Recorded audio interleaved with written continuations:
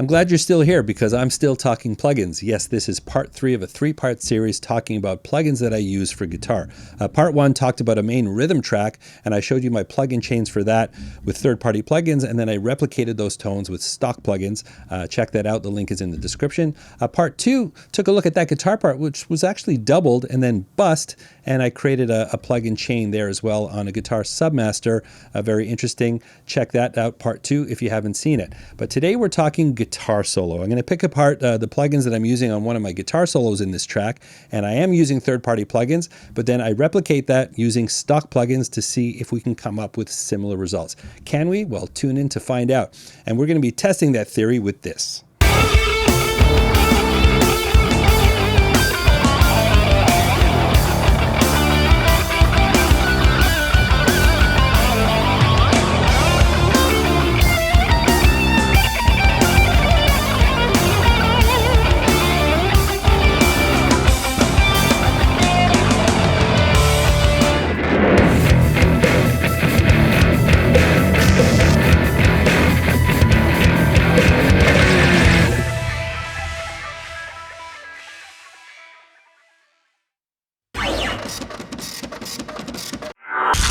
All right, let's take a look at the guitar solo. We'll blast through this. I'm going to show you the plugin chain, just to give you an idea what I'm using and how we could possibly replicate that with stock plugins.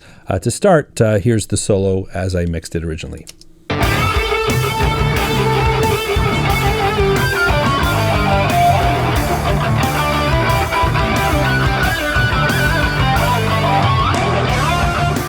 So let's take a look at the stack that I'm doing here. Now in this case, I didn't pull out any frequencies as I did with the rhythm track. I just didn't feel there was anything needed pulling out. So the first plugin in the chain is the BX Console N. Again, much like before, that's sort of getting the tone the way I want it before I process it for the mix. I start off by establishing the tone sort of in solo, and then when I get into mix mode, then I mix it with the track on and then use my other shaping tools. But in this particular chain, actually it's the Console N is really the only plugin I'm using to establish the tone, and then everything else from that point on is actually designed to help it with the mix. So following that, I've got the Pro Q3. You can see a familiar cut at 90 hertz, but I'm actually rolling off a bit of top end there as well. That's the Pro Q3 next in the chain for this particular solo. Following the Pro Q3, now I'm getting into delay. I really love the Waves H delay. That's just my go-to delay. It's a simple delay to use. It's a kind of a classic style delay. It can get a little noisy if you want it to be, with some interesting analog flavors and that. So I find the H delay is a very useful delay, and I use it almost exclusively whenever I need a good delay on clean or dirty tracks, and it's definitely a great delay to use for guitar solos. Then I get into a little flange, and I'm just using a Waves flanger. This particular solo, just I wanted a bit of flange in there, so I am using the Waves Meta Flanger, it's called. And then after the Meta Flanger, I am using 2 plugins from Plugin Alliance, Brainworks. This is the Mag EQ4, actually, not from Plugin Alliance. These plugins are great. I picked them up just before I finished this actual mix. I was just looking for a little bit of something. There was some holiday sales. These are great. They've got the air band in there and very specific frequencies here, but really great, final polish corrective EQs, just when you're looking for that last little bit of correction, and like I said, the air band, just to give that little nudge to pop it up in the track in a little bit. There's 2 of them, each with different frequencies, and they're great. They work really well together, and I've got those 2 working towards the end of the chain. And then right at the end of the chain is actually some saturation.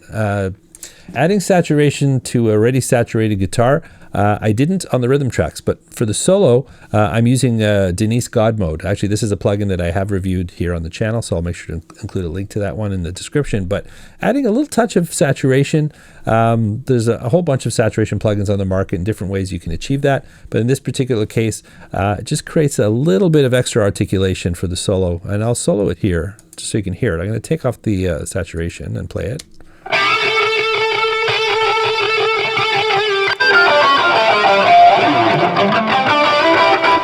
You just hear how it adds a lot of bite. So saturation is a real secret weapon for a lot of different tracks. When you use it properly and don't overdo it, you can really create some great results, either to help lift a track into the mix, give it some articulation, just give it a quality. And I've got some saturation distortion right at the end of that chain. So Now let's compare it to what I did on the using stock plugins. Back using the channel EQ, so just the standard built-in channel EQ. I'm using the console, the vintage console EQ plugin once again. And the linear EQ, again, this is taking the place of the Neve console, obviously with a lot of functions, so it's taking me a couple of plugins to cover that. Then I'm using the linear phase EQ, and as I'm now starting to shape the EQ for the mix. I've actually used the gain plugin here. I just found, using the channel strip and having some gain adjustment, it comes in handy. I just didn't have it in this case. So I'm just using a simple gain staging, just keeping my levels in and out of each plugin. I'm not getting too much gain on the way out of one. I'm coming in too hot. So I'm just using this gain plugin as a gain stage just to make sure my levels are in check along the way. Gain staging is a whole topic for another video. Definitely something I'd be interested in covering. If any of you are interested, just let me know in the comments. In terms of delay, Logic has this tape delay, so I thought it'd be more of a vintage style delay to replicate what I was getting with the H delay from Waves. So using the Logic tape delay for a little more vintage delay effects. And then Logic also has a built-in flanger, so it was easy enough to replicate the flanging effects with the built-in flanger plugin. As you see, you got tons of plugins here in Logic. That I would say are a little bit interchangeable. So one little different here, there's this vintage tube EQ. It kind of looks like a Pultec EQ. So not to say that those mag EQs are necessary Pultec EQs, but the fact that they're specific frequencies, you can't dive in different frequencies here like the Pultec. So sort of the take a place of the mag ones. Now it doesn't have that sort of air band, so I played with the high boost and things like that just to try and create that little clarity and articulation up top. And then at the end, to take place of the God mode from Denise Audio, is I use the clip distortion. I found this was an interesting little plugin to use, again, just to create a little extra bite. And I will demonstrate it as I did demonstrate the Denise plugin. So I'll take it off and let me solo this. So here's the guitar solo with stock plugins, but I'm going to take off the clip distortion and then I'm going to bring it in just so you can hear what it does.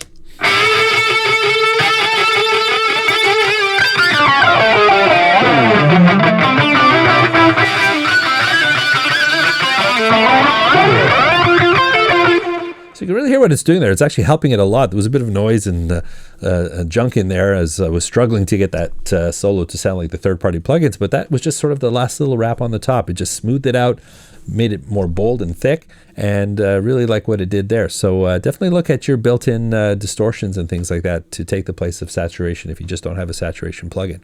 All right, let's listen to the two solos in context of the mix. I'll start off with the original one, and then I'll swap it with our version with stock plugins. Let's take a listen.